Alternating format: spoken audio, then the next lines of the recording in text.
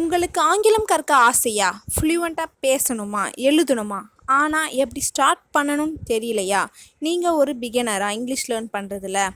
Don't worry, I am here for you. Welcome back to our channel learn English with as.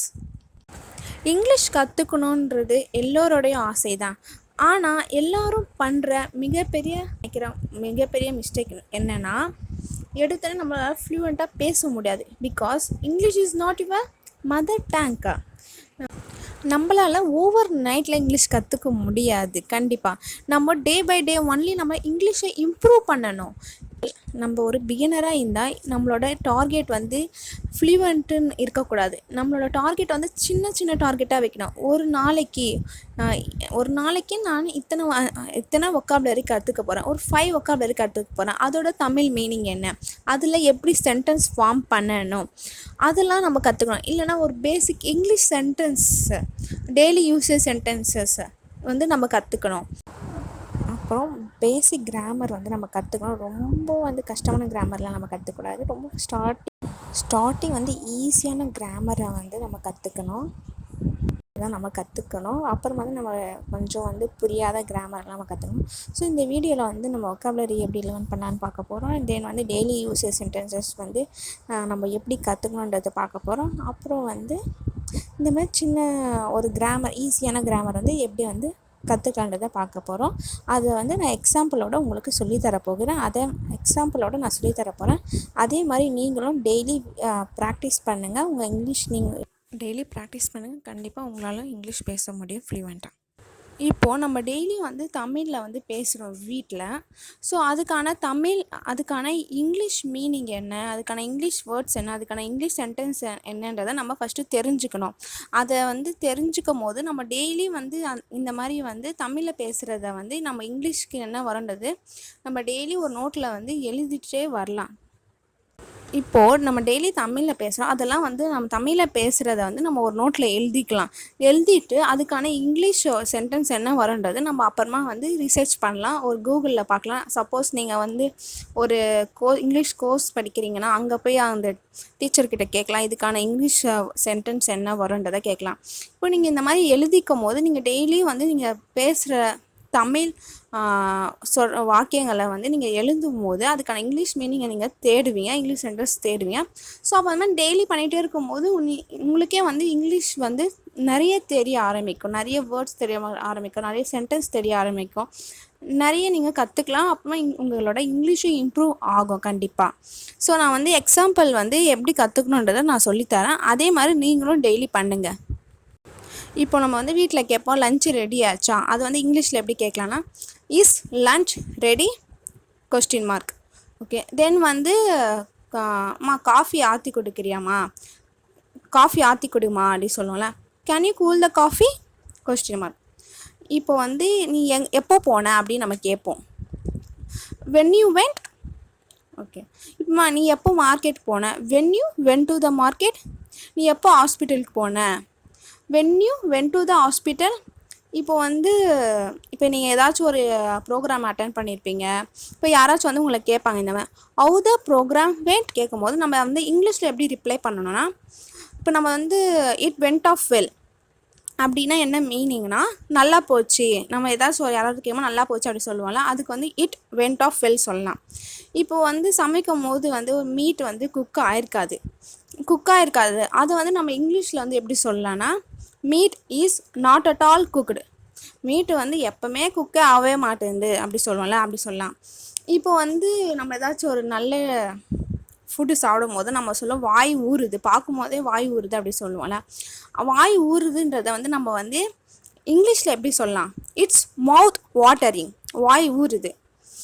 இப்போ வந்து யாராச்சும் நம்ம திட்டுவாங்க. இப்போ நம்ம அம்மாவை கூட நம்ம திட்டுவாங்க. அப்போ வந்து எப்போ பார்த்தாலும் என்னையே சொல்லாத அப்படின்னு நம்ம சொல்லலாம். அதுக்கு வந்து இங்கிலீஷில் எப்படி சொல்லணும்னா, ஆல்வேஸ் டோன்ட் டெல் மீ.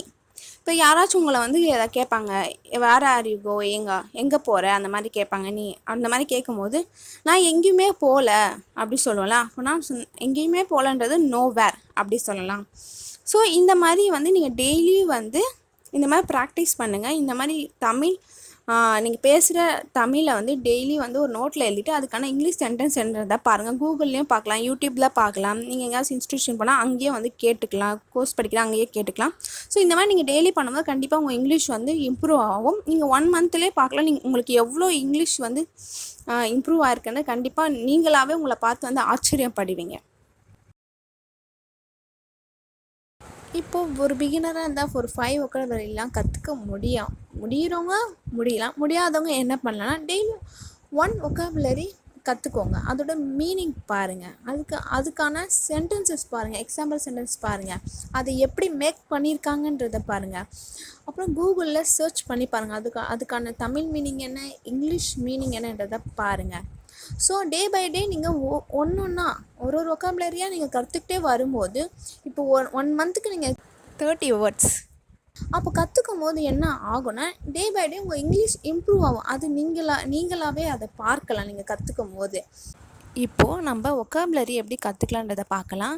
இப்போ எக்ஸாம்பிளோட பார்க்கலாம். ப்ரிட்டண்ட்னா என்ன, நடிக்கிறது. ஓகேவா, அதுக்கான எக்ஸாம்பிள் சென்டென்ஸ் எப்படி மேக் பண்ணலான்றதை பார்க்கலாம். I pretend to do work. நான் வேலை செய்வது போல் நடிக்கிறேன். Next example, I pretend to study. நான் படிப்பது போல் நடிக்கிறேன். நெக்ஸ்ட் வேர்டு என்ன பார்க்கலான்னா டாலரேட்னா என்னென்னா சகிப்புத்தன்மை, பொறுத்து கொள்வது. ஓகேவா, இப்போ எக்ஸாம்பிள் சென்டென்சஸ் பார்க்கலாம். I can't tolerate your nonsense. உங்கள் முட்டாள்தனத்தை என்னால் பொறுத்து கொள்ள முடியவில்லை. ஒருத்தவங்க வந்து முட்டாள்தனமாக நம்மக்கிட்ட பேசுவாங்களே, இல்லை ஒரு லாஜிக்கே இல்லாததெல்லாம் நம்மக்கிட்ட பேசும்போது நம்ம வந்து அவங்கள வந்து என்ன சொல்லலாம், I can't tolerate your nonsense அப்படி சொல்லலாம். நெக்ஸ்ட் எக்ஸாம்பிள் சென்டென்சஸ் என்னென்னா, I can't tolerate the pain. என்னால் வலியை பொறுத்து கொள்ள முடியவில்லை. இந்த மாதிரி தான் நம்ம ஒக்காபுலரி கற்றுக்கணும். இதே மாதிரி நீங்களும் டெய்லி பண்ணுங்கள், கண்டிப்பாக உங்கள் ஒக்காபுலரி இம்ப்ரூவ் ஆகும். அதே மாதிரி நிறைய ஒக்காபுலரி கற்றுக்கும் போது உங்கள் இங்கிலீஷ் ரொம்பவும் உங்களுக்கு பேசவும் தெரிய வரும், பேசவும் முடியும், எழுதவும் முடியும். இப்போ வந்து நம்ம கிராமர் எப்படி கற்றுக்கலான்றதை பார்க்கலாம். ரொம்ப ஈஸியான கிராமர் வந்து ஈஸியாக கிராமர் யூஸ் பண்ணி ஈஸியாக சென்டென்ஸ் மேக் பண்ணுற மாதிரி ஒரு கிராமர் பார்க்கலாம். சென்டென்ஸ் ஃபார்மேஷனும் பார்க்கலாம், நம்ம எப்படி மேக் பண்ணுறத. வாங்க எக்ஸாம்பிளோட நம்ம பார்க்கலாம். ஐ won't கம். இப்போது இந்த சென்டென்ஸ் பார்க்கும்போது உங்களுக்கே புரியும். ஐ won't கம் மீன்ஸ் நான் வரமாட்டேன். ஸோ இதே மாதிரி ஐ won't வச்சு நம்ம வந்து நிறைய சென்டென்ஸ் மேக் பண்ணலாம். இப்போ கம்ன்றது வந்து V1 verb. அதே மாதிரி இன்னொரு சென்டென்ஸ் மேக் பண்ணும்போது நீங்கள் V1 verb தான் யூஸ் பண்ணணும். இப்போது யாராவது வந்து நம்ம கேட்பாங்க, will you come tomorrow அப்படி கேட்கும்போது நம்ம என்ன சொல்லணும், நான் நாளைக்கு வர மாட்டேன் அப்படின்னு நம்ம தமிழில் சொல்லுவோம். அது வந்து நம்ம எப்படி இங்கிலீஷில் சொல்லுவோன்னா ஐ won't கம், நான் நாளைக்கு வரமாட்டேன் அப்படின்னு அர்த்தம். ஸோ won'tன்றது எதுவுமே கிடையாது, அது வந்து கான்ட்ராக்ஷன் நம்ம பண்ணியிருக்கோம் சென்டென்ஸில். won'tன்றது வந்து வில் நாட்டை தான் நம்ம won't நம்ம சொல்லுவோம். ஸோ இந்த மாதிரி நம்ம பேசும்போது ரொம்ப நல்லாயிருக்கும், ஸ்டைலாகவும் இருக்கும். ஓகேவா, இதே மாதிரி பேசுங்க. இப்போ அடுத்த சென்டென்ஸ் வந்து எப்படி மேக் பண்ணலான்றதை பார்க்கலாம். ஐ won't eat மட்டன். இதில் ஈட்ன்றது V1 verb, always use V1 verb. ஐ won'tக்கு அப்புறம் V1 verb தான் யூஸ் பண்ணணும், அதை மட்டும் மறக்காதீங்க. ஸோ ஐ won't eat மட்டன்னா நான் மட்டன் சாப்பிட மாட்டேன்ற அர்த்தம். ஓகே, இன்னும் வந்து சப்ஜெக்ட் வந்து I, he, she, they, we, you எது வந்தாலும் we won't, they won't, she won't, he won't, you won'tக்கு அப்புறம் V1 verb தான் யூஸ் பண்ணோம். அது எப்போவுமே மாறாது, V1 verb தான் நம்ம யூஸ் பண்ணோம். எந்த சப்ஜெக்ட் வந்தாலும் V1 verb தான் யூஸ் பண்ணோம். வி won'tக்கு அப்புறம் V1 verb தான் யூஸ் பண்ணோம். அதை மறக்காதீங்க, ரிமெம்பர் பண்ணிக்கோங்க எப்போவுமே. நம்ம ஐ won't வச்சு எப்படி சென்டென்ஸ் ஃபார்ம் பண்ணுன்றதை நம்ம கற்றுக்கிட்டோம். அதே மாதிரி இன்னொரு கிராமர் நம்ம கற்றுக்கலாம், சென்டென்ஸ் எப்படி ஃபார்ம் பண்ணுறதுன்றதை. வாங்க நெக்ஸ்ட் கிராமர் எப்படி கற்றுக்கலான்னு பார்க்கலாம். இப்போ வந்து நம்ம டிடன்ட் வச்சு நம்ம வந்து எப்படி சென்டென்ஸ் ஃபார்ம் பண்ணலான்றது பார்க்கலாம். எந்த சப்ஜெக்ட் வந்தாலும் I, we, they, she, you வந்தாலும் we didn't, she didn't, they didn't தான் வரணும். ப்ளஸ் V1 verb தான் யூஸ் பண்ணோம். டிடன்ட்ன்றது பாஸ்ட் டென்ஸு, அதனால் பாஸ்ட் டென்ஸ்னால நிறைய பேர் என்ன பண்ணுவாங்க, வந்து V1 verb யூஸ் பண்ணாமல் V2 verb நிறைய பேர் யூஸ் பண்ணுவாங்க. அந்த மிஸ்டேக்கை கண்டிப்பாக பண்ணாதீங்க, ஆல்வேஸ் யூஸ் V1 verb. ஓகேவா, இப்போ சென்டென்ஸ் வந்து எப்படி மேக் பண்ணலான்றது நம்ம பார்க்கலாம்.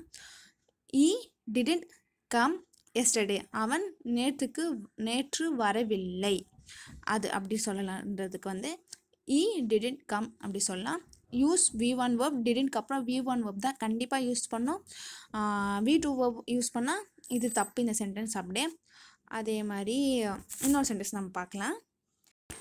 They didn't clean the room yesterday. அவங்க நேற்றுக்கு வந்து அறையை சுத்தம் பண்ணவில்லைன்றதை தான் நம்ம இங்கே சொல்லியிருக்கோம். டிடன்ட்க்கு அப்புறம் க்ளீன்ன்றது வந்து V1 verb தான் யூஸ் பண்ணியிருக்கோம். அதுதான் டிடன்ட்க்கு அப்புறம் எப்போயுமே வந்து V1 verb தான் யூஸ் பண்ணோம். கண்டிப்பாக மறக்காதீங்க. ஸோ இந்த மாதிரி they didn't, he didn't, we didn't, she didn'tக்கு அப்புறம் நம்ம வந்து V1 verb ஆட் பண்ணி நம்ம எப்படி வேணாலும் சென்டென்ஸ் மேக் பண்ணலாம். ஓகேவா?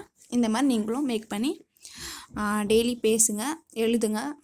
அப்போ வந்து உங்களுக்கு ஈஸியாக வந்து கிராமர் புரிய ஆரம்பிக்கும்.